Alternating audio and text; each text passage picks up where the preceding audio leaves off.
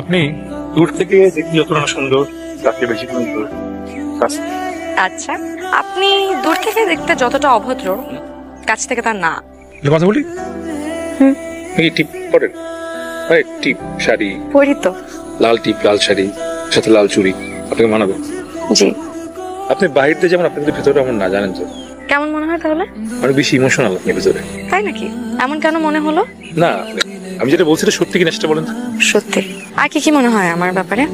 একটা জায়গায় যেহেতু ঘুরতে আসছি, এখন এগুলা বলে আপনাকে ভাবনায় ফেলতে চাই। পরে বলবো। আমার ছবি তুলে দে একটা। এই সেলফি নিয়ে, এটা সেলফি আমাকে ছেড়ে সবাই ছবি তুলছে।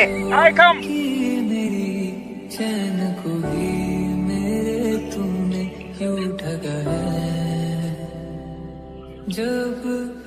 নিজের ব্যাপারে শুনতে আসছেন? কিভাবে বুঝলেন? প্লিজ বসেন। আপনার চোখ দেখে বুঝে গেছি। আচ্ছা বলেন, আর কি কি মনে হয় আমাকে দেখলে? আপনার কনফিউজড সবকিছু নিয়ে, এমনকি নিজের ব্যাপারে মাঝে মাঝে সিদ্ধান্ত নিতেও। এটা অবশ্য সত্যি, অনেক ভেবে চিন্তা করেও ভুল ডিসিশনই নেই। আই নো, কিন্তু একটা রাইট ডিসিশন আপনার লাইফ কিন্তু চেঞ্জ করে দিতে পারে। তারপর আরো বলুন। আপনি মিশতে অনেক পছন্দ করেন, কথা বলতে, জানতে, শুধু এটার জন্য আপনি অনেক কথা শুনতে হয়েছে। হেই, সত্যি করে বলেন তো, আপনি কি আমাকে আগে থেকে চিনেন? এই জন্যই কিন্তু আমি বলতে চাইনি। আরো শুনতে চাই। আপনার হাসিটা অনেক বেশি সুন্দর এবং আপনি হাসতে পছন্দ করেন। আপনি হাসতে হাসতে চেয়ার থেকে পড়ে গেছেন। এইটা কিন্তু সত্যি বলেছেন।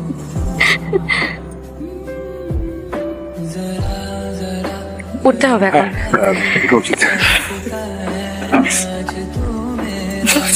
সরি। আর একবার দেই, বা শিং গজাতে পারে। Are you serious? Okay, ready? 1 2 3। Thank you, good night. Good night. তুমি আমাকে বলেছিলে না যে আমি অনেক বেশি কনফিউজড? এই ব্যাপারটাতে কনফিউজড। সেটা তোমাকে দেখলে কিন্তু বোঝা যায়। কি বুঝেছেন একটু শুনি। জয়ের ওভার কেয়ারিং নেচারটা তোমার খুব একটা পছন্দ না। হ্যাঁ, আমার না বিরক্ত লাগে। মানে ও সবসময় এমন একটা অ্যাটিটিউড করবে যে ও আমার হাজব্যান্ড আর আমি ছোট একটা বাচ্চা। মানে আমি কিছুই বুঝি না, কিছুই একা করতে পারি না। বিরক্ত। তাহলে কি করবে? কি আর করব, ওকে আসলে কোনো কিছু বলে লাভ হবে না। ও এমনই, আর অনেক বেশি ওভার পজিটিভ। প্রথম তো আমি রাগও করতাম, এখন আর কিছু বলি না। 2 মাসের উপর হয়ে গেছে তো অ্যাডজাস্ট করে নিচ্ছি। আর কিছু করার নেই?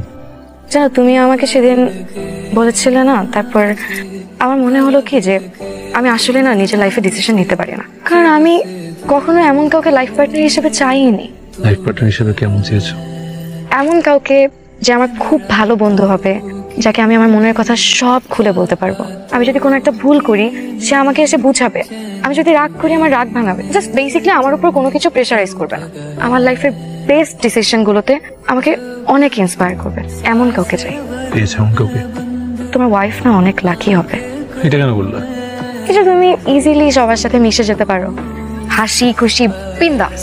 আর সব থেকে বড় বিষয় কি জানো, তুমি মানুষের বাহিরটা না, ভেতরটাও বোঝার অনেক ট্রাই করো। আচ্ছা, আমাকে তোমার কেমন লাগে?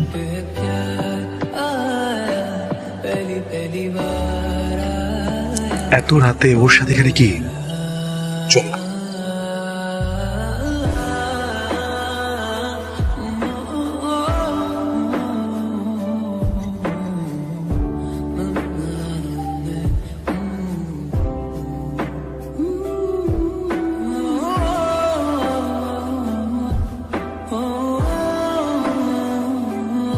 এই কি সমস্যা? কি কেন জানিস ও আমার কি হয়? কেন করছিস? লজ্জা লাগে না তোর? তোর লজ্জা লাগে না? অনেক হয়েছে, আর সহ্য করতে পারছি না। অনা যে সব পছন্দ করছে না, তুই বুঝছিস না? এ ভাই চিল। ওনা আমাকে না, ওনা তোকে পছন্দ করে না, ও তোর উপর বিরক্ত। তুই যে ওভার কেয়ারিং পজিটিভ নেচার এগুলো নিতে পারতেছে না। এটা আমার কি মনে হয় জানো, ও তোকে বিয়েও করবে না। রাফি, আপনি কে এসব বলার আমার ব্যাপারে? এমন ভাবে বলছেন মনে হয় আমি আপনাকে যে এসব বলেছিলাম। কতটুকু চিনেন আপনি আমাকে? তোর মতো ছেলে এইটাই ডিজার্ভ করে। নিজের তো গার্লফ্রেন্ড নাই, মানুষের গার্লফ্রেন্ডের পিছনে পড়ে আছে। কেউ আমার গার্লফ্রেন্ড নাই। তোকে বলছি আমার গার্লফ্রেন্ড নাই। আমার গার্লফ্রেন্ড আছে, দেখাচ্ছি এক্ষুনি ফোন দিচ্ছি।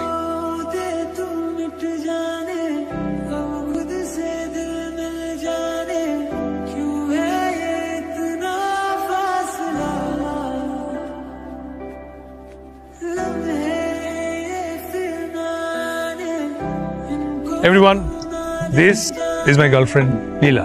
হ্যালো এভরিওয়ান, কি হচ্ছে বেবি এখানে? কারা এলো? অর্ক ভাইয়ের বিয়ে হচ্ছে, আর ওনার সবাই হচ্ছে গিয়ে অর্ক ভাইয়ের গেস্ট। আমি কিন্তু তোমাকে আজকে নিতে এসেছি। একটু দাঁড়াও, আমি ব্যাগটা নিয়ে আসছি।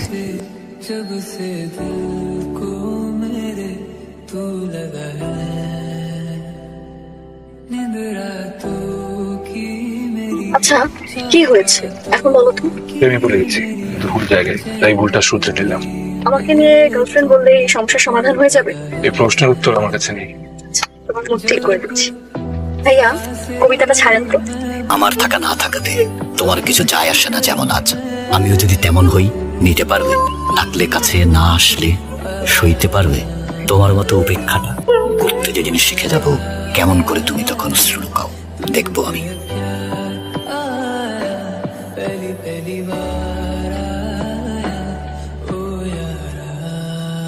সরি সেদিনের জন্য। আমি তোমাকে বিশ্বাস করে সেদিন রাতে কথাগুলো বলেছিলাম, কিন্তু তুমি যখন সবার সামনে কথাগুলো বললে তখন খুব রাগ হচ্ছিল। আমি বুঝে উঠতে পারছিলাম না কি করব। আশা করি ক্ষমা করে দেবে। আর আমি অর্ক ভাইয়ের থেকে শুনেছি মেয়েটা তোমার গার্লফ্রেন্ড ছিল। ইটস ওকে, কিন্তু আমার মনে হয় আমাদের আর কথা না বলা বেটার। আমার বিয়ে ঠিক হয়ে গেছে। কংগ্রাচুলেশনস। Thank you. তোমার আর আমার পরিচয় একটা ভুল ছিল, ভুল ভেবে শিপ ডিলিট করে দিও। ঝিরি ঝিরি বৃষ্টি পড়ছে, ওয়েদারটা কিন্তু সুন্দর না?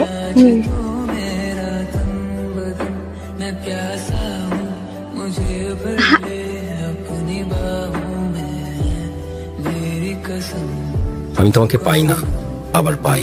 আমি খুচরো পয়সার মতো বুক পকেটে তোমার স্মৃতি জমাই। আমি তোমাকে চাই না, আবার চাই। তোমাকে আমার না হলেও চলবে এমন অভিনয় করে যাই। তোমাকে পাওয়ার চেয়েও বেশি সুখ যে চাওয়ার প্রার্থনায়, হারানোর হিসেব নিকেশ এই আমাকে ভাবায়। জীবনের সব মানে নিয়ে তুমি আছো, কখনো আবার অর্থহীন অযথায়। বুনো মেঘ তুমুল আবেগ, আমি সমস্তটা নিয়ে বেঁচে আছি। তুমি না থাকার মতো করে পাশে আছো তাই।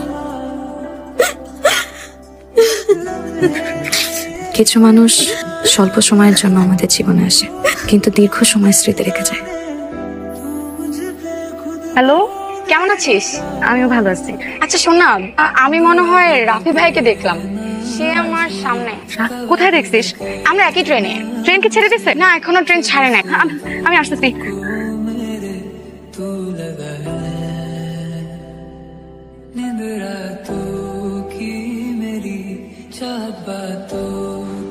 বলো। কতবার ফোন দিয়েছি, কতগুলো টেক্সট করেছি, তুমি আমার ফোন ধরো নাই কেন? যাতে তোমার বিয়েতে কবিতা শোনাতে পারি। না, তাহলে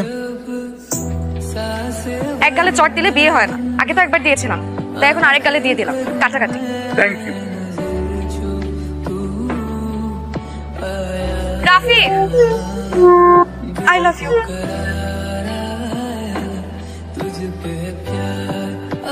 কি বলছো আমি শুনি নাই। আরো 2 গালে দুটো চট দিব। আমি তো ট্রেনে উঠে যাবো। I love you. অনেক কষ্টে একটা রাইট ডিসিশন নিয়েছি। আমি তোমাকে হারাতে চাই না। জয় আবার খুঁজবে না তো আমাদের? না, খুঁজবে না। সেদিন রেস্টুরেন্টে দেখা হলো না তোমার সাথে, তারপর তো অনেক কিছু হয়ে গেছে। ও তো এখনো দেখি আমাদেরকে ফলো করতেছে। আশ্চর্য, ফলো কেন করবে? এখানে কি এমনি আসতে পারে না? আচ্ছা, তোমার কি ওর প্রতি এখন ফিলিংস জাগতেছে? সমস্যা কি তোমার? আমার সমস্যা, তোমার তো ক্যারেক্টারের প্রবলেম আছে না? তুমি এত প্রশ্রয় না দিলেও এত কিছু করার সাহস পাইতো না। আমার ক্যারেক্টারে না, সমস্যাটা তোমার মধ্যে। তোমার এইসব পজিটিভ বিহেভিয়ার না আমি আর নিতে পারছি না। আর রাফি তোমাকে বলেছিল না যে আমি তোমার উপর বিরক্ত? সত্যিই তাই। থ্যাংক ইউ আমার লাইফের রাইট ডিসিশনটা নিতে আমাকে হেল্প করার জন্য। আর সেদিনের ঘটনার পর আমাদের বিয়ে ভেঙে যায়।